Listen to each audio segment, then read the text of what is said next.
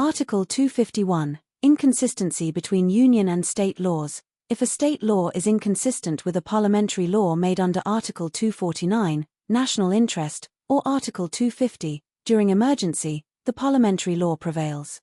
Rule of repugnancy. If a state law conflicts with a parliament law made under Article 249, national interest, Article 250, emergency, then the parliament law prevails.